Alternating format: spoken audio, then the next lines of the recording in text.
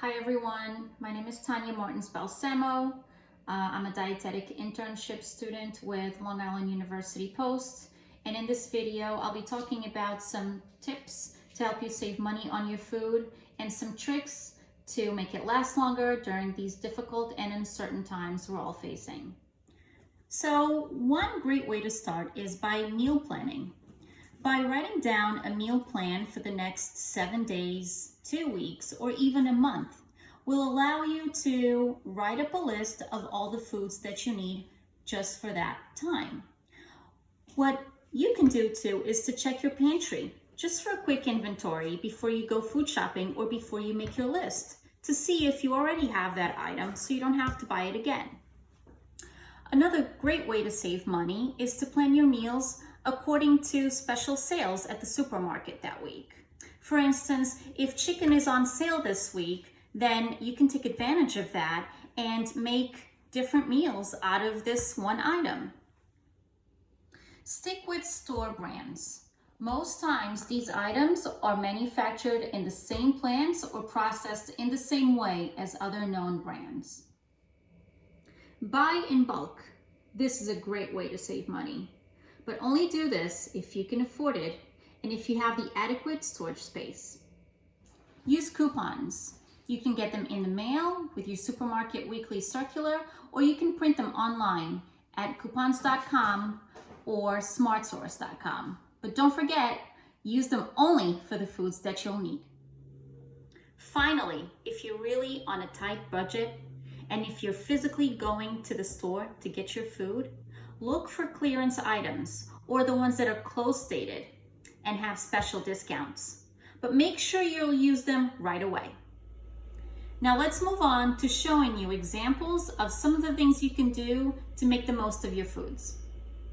When creating your food shopping list, try to stick with some basics.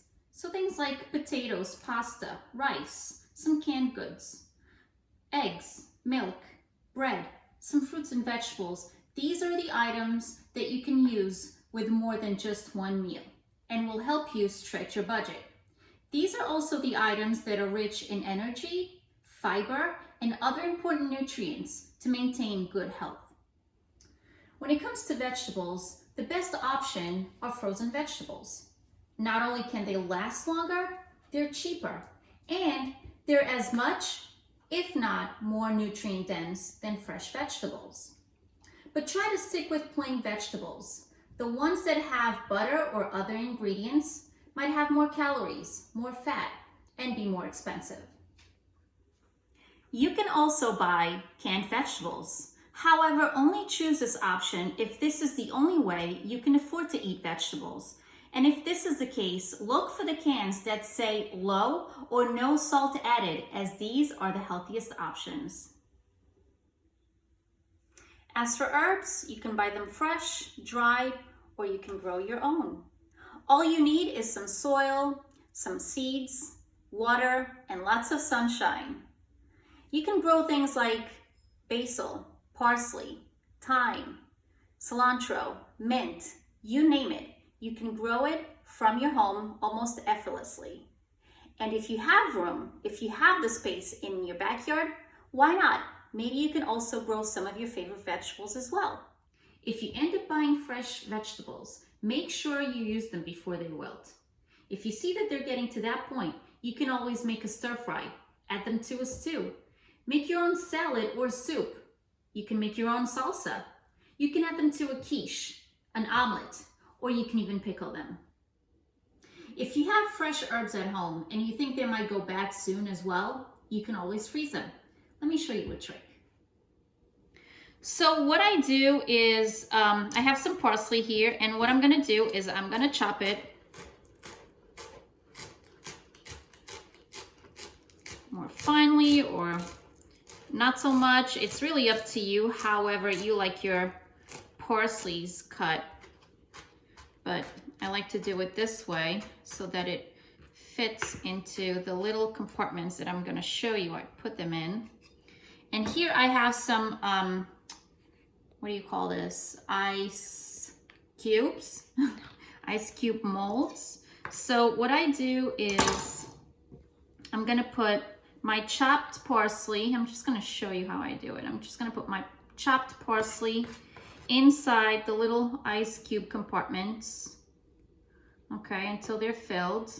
You can't really freeze them like this because the leaves are so sensitive that it would just, you know, freeze the whole leaf in a way that it would break all the cells inside the leaf, and you wouldn't get as much taste from it. So what I do is I pour a little bit of, once again, olive oil or canola oil or any kind of fat that you know you're going to use this parsley or any other herb with when you're cooking.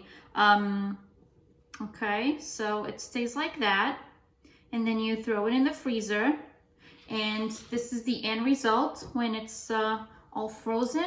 And then you want to add it to a dish while you're cooking. All you do is take it out of the ice cube and just add it to your dish. And you can do that with parsley, you can do that with cilantro, you can do that with basil and make some pesto that you can add to pasta dishes. And that's that. And actually, I just wanted to say too that herbs are a great way to add flavor to your foods without having to use more salt.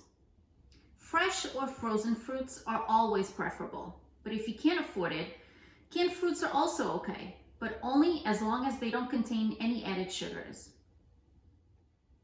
If you think your fruits are getting too ripe, you can try making a fruit salad, which you can use as a snack and, for example, put it on top of yogurt, or you can use it as your dessert for the day. You can also bake some of your fruits, such as apples or pears, which are great dessert options as well. You can also freeze some of your fruits. Let me show you what I do with my ripe bananas. So I'm just gonna peel them real quick. Oops, this one broke. It's okay. And I'm just gonna throw it in a Ziploc bag, and I'm just gonna freeze it just like this. And you can use these later to make smoothies, and you can do this with other fruits such as berries, peaches, you know, things like that. When buying breads and cereals, try to stick with the whole grain ones. Not only do they contain more fiber, they help you keep your sugar levels steady and make you less hungry throughout the day. Another great way to save money is to make your own bread if you can. And remember, you don't need a bread machine. You can just use a regular oven for that. To keep your bread fresh longer, store it in the fridge.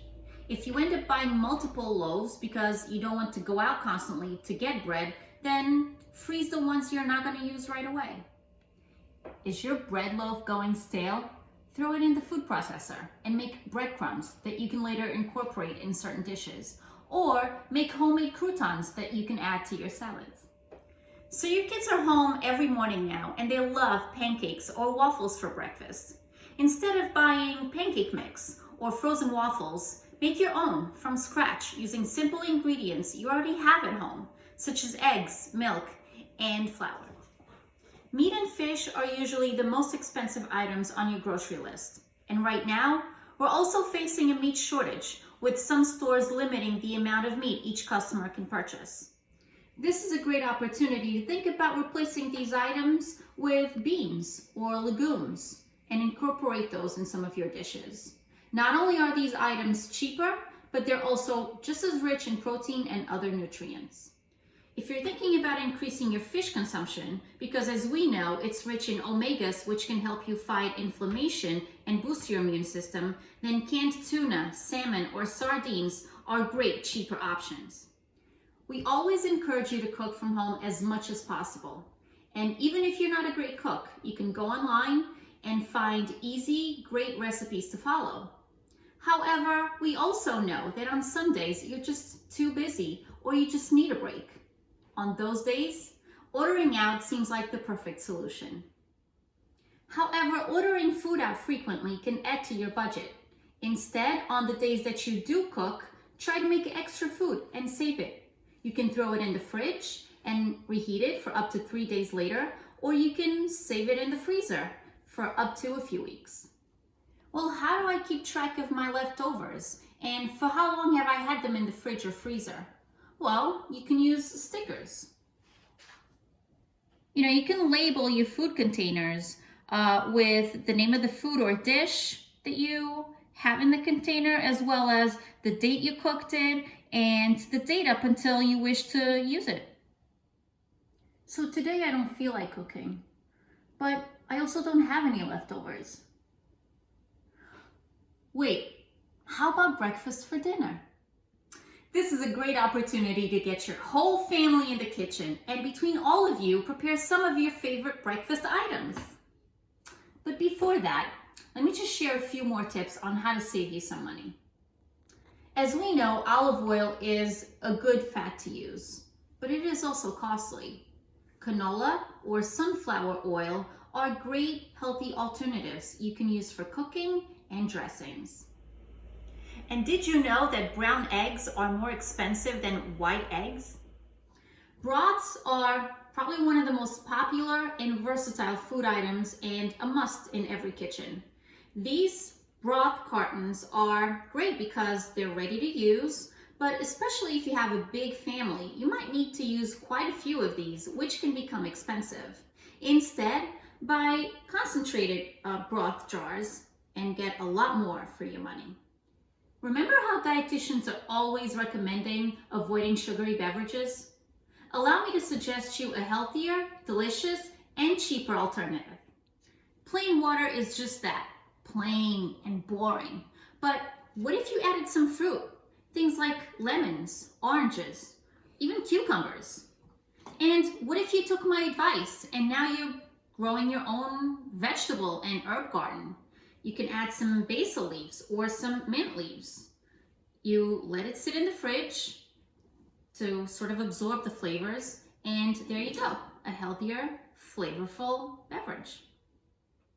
I hope these money-saving tips can be very helpful to you and your loved ones during these difficult times.